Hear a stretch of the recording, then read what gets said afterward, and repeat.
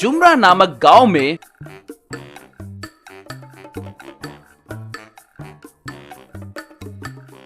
भिक्षु नामक एक मिस्त्री रहता था। वो आसपास के गांव के लोगों का घर बनाता रहता था। एक दिन उस गांव के प्रेसिडेंट से भिक्षु,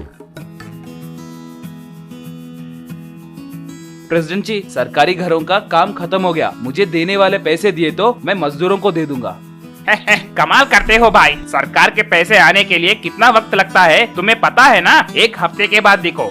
देखिए, ये कहानियाँ आप किसी और से बोलिए, मुझसे नहीं। सरकार ठीक समय पर पैसे देती है, ये मुझे पता है। वैसे मैं एक नया घर बनाने की सोच रहा हूँ, मुझे मटेरियल खरीदना है। अगर आप पैसे किए तो क्या करना है मुझे अच्छे से पता है, सोच लीजिए। भिक्षु, तुम भी ना क्यों गुस्सा करते हो भाई? तुम्हारे बारे में मुझे पता है ना। अगर तुम चाहे तो सीएम भी बन सकते हो, सही ना? मजाक बहुत हुआ। अगर कल मेरे पैसे मुझे नहीं मिले तो आपको सिनेमा दिखाऊंगा, कहकर वहाँ से चला गया। प्रेसिडेंट अपने आदमी मोहन को बुलाकर, रे मोहन, ये हमें ही वार्निंग देकर जा रहा है। लगता है इसकी चर्बी बहुत चढ़ी है। उतना ही नहीं के बनाए घरों में हमें हिस्सा नहीं देते हुए उल्टा हमें ही डरा रहा है। देखो, कल उसके पैसे दे दो, मगर उसे इस गांव में रेती के अलावा लोहा, सीमेंट ऐसे कुछ भी नहीं मिलना चाहिए। नया घर बना रहा है ना, वो कैसे बनाएगा मैं भी देखता हूँ। अगले दिन भिक्षु को मोहन पैसे दे दिया। अब भिक्षु किसी भी दुकान पे जाकर पूछने पर दुकान वाले उसे सीमेंट, आयरन ऐसा कुछ भी नहीं है कहकर बोलने लगे।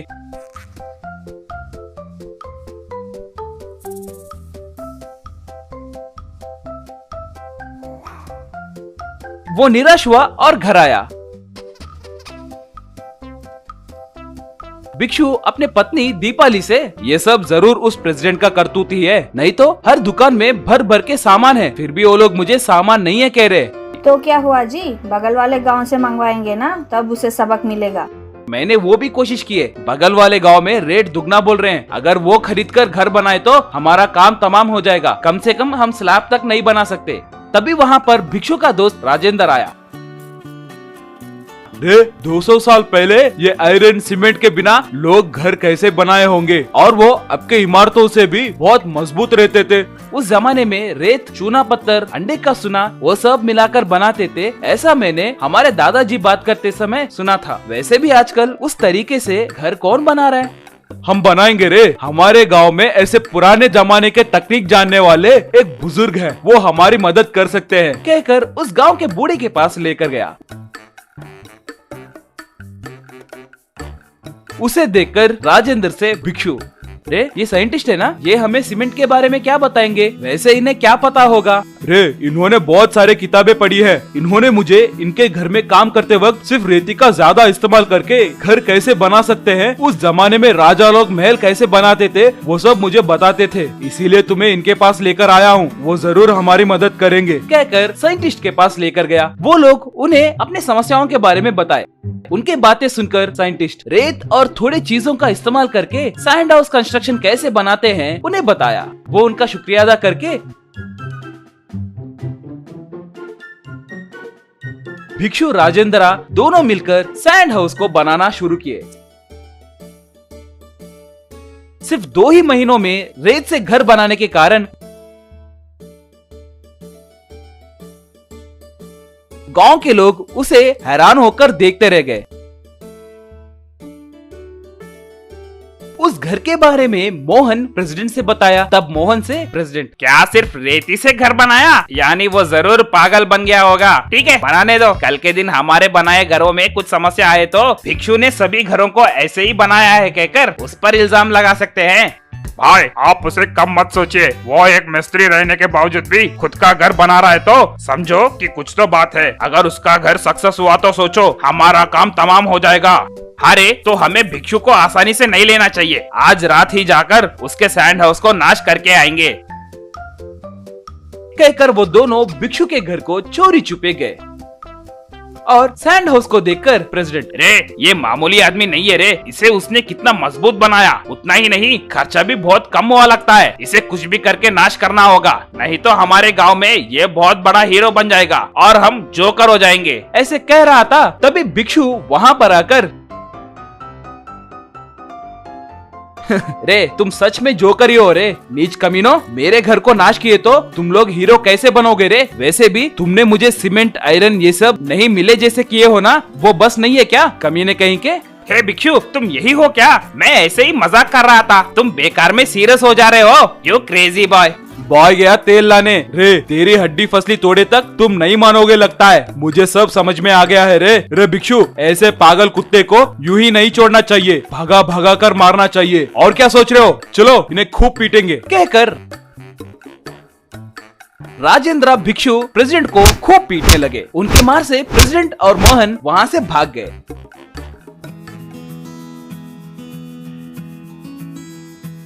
उसके बाद प्रेसिडेंट और मोहन सैंड हाउस के आसपास भी नहीं दिखे। उतना ही नहीं, वो सैंड हाउस आसपास के गांव में बहुत मशहूर हुआ। उनके जैसे घर बनाने के लिए लोग भिक्षु को पूछने लगे।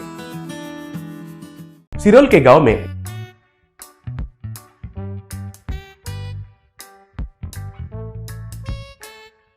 भरद्वाज कहकर एक वैज्ञानिक रहता था। वो हमेशा भूमिगत में मिले चीजों को और समुद्र के अंदर खजानों के ऊपर प्रयोग करता रहता था।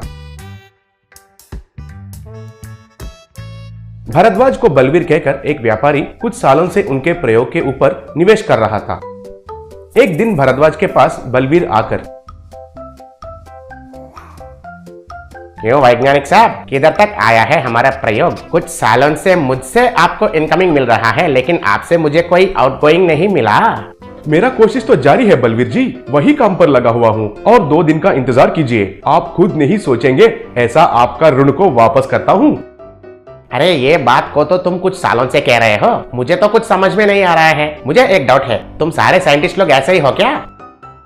देखिए सर, आप इतना सालों से मेरा साथ ट्रैवल किए हैं, लेकिन मेरे ऊपर आपको विश्वास नहीं है ना। 2 दिनों में आपको समुद्र से अंडर वाटर मनी वेल से कुछ करोड़ों रुपए निकाल कर देता हूँ। क्यों भाई साइंटिस्ट, मैं तुमको बड़ा कॉमेडी पीस जैसा दिख रहा हूँ क्या? समुद्र क्या है और उसमें अंडर वाटर मनी वेल क्या है? ठीक है, अगर तुम्हारा बात मान लिया तो अंडर वाटर में सोना मिलना चाहिए। ये रुपये कहाँ से मिलेंगे बताओ? समुद्र के गोले और मछलियाँ मिलकर रुपयों को प्रिंट करेंगे क्या? अरे वो डेढ़ दिमाग, वो ब्लैक मनी है। राजनेता और बड़े बिजनेसमैन बिना टैक्स भर के रखते हैं ना वो रुपए। एक माफिया गैंग के जरिए समुद्र में अंडर वाटर मनी वेल में छुपा कर रखे हैं। ऐसा है क्या? तो ये बात तुमको कैसे पता चला? पहले जो सरकार ने डिमोनेटाइजेशन किए थे, तब मैंने नया प्रिंट हुए नोट्स में कुछ माइक्रोचिप्स लगा कर रखा था। उसमें जरूर कुछ नोट इन ब्लैक मनी स्टोरेज में जाएगा कहकर मेरा डाउट था। आज मुझे एक नोट से इंफॉर्मेशन मिला है, कुछ माइक्रोचिप समुद्र के अंदर से सिग्नल्स भेजे थे, उनके बारे में मैं कह रहा हूँ। आज रात को वो अंडर वाटर मनी वेल कहाँ है कहकर एग्जैक्ट लोकेशन का मैपिंग करता हूँ।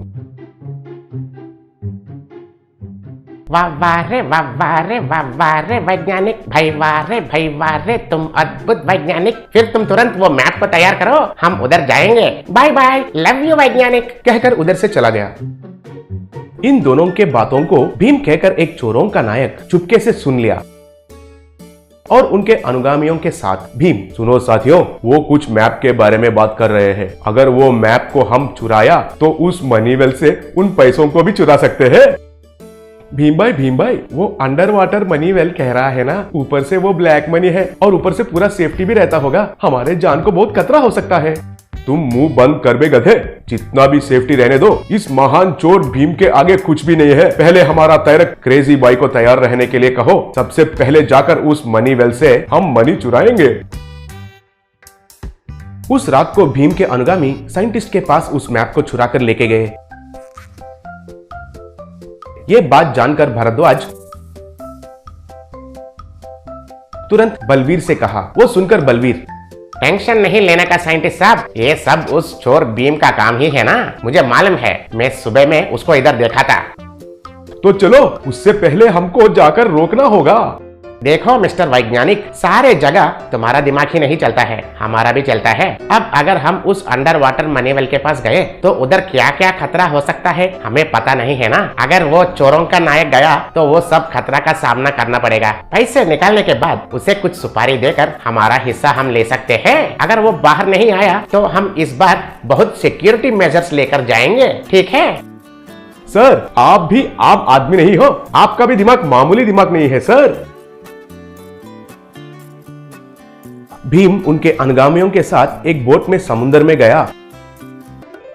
और डाइविंग सूट्स पहनकर समुद्र के अंदर कूदे। वे तैरते हुए अंडर वाटर मनीवेल के पास गए थे। भीम उस मनीवेल का लॉक को खोलकर बैग में रुपए भर के वापस तैरते हुए आकर उस बोट में चढ़े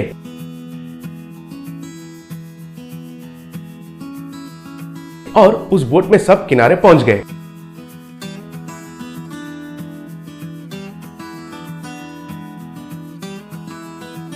अब किनारे के ऊपर भारद्वाज, बलदेव और उनके पीछे कुछ लोगों को देखकर भीम और उनके अनुगामी हैरान हो गए थे। तब भीम बलदेव से, भीम द ग्रेट चोरों का चोर मिस्टर भीम, हमारे मदद करने के लिए आपको बहुत बहुत धन्यवाद। आज के लाए हुए रुपयों में आपका चाय और टिफिन का खर्चा उठाकर बाकी इधर छोड़कर वापस चले जाओ और आपकी बच्चों के लिए लॉलीपॉप्स खरीदना मत भूलना।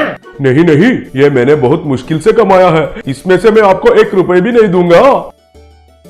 अबे ओए, ये तुम्हारे पैसे हैं? ये हमारा वैज्ञानिक का सालों का मेहनत का खजाना है और इसमें मैंने निवेश किया है। शायद तुमको आज हड्डी टुटवाने का भविष्य लिखा हुआ है। देखिए सर, मेरे पीछे भी लोग हैं, एक बार सोच लो।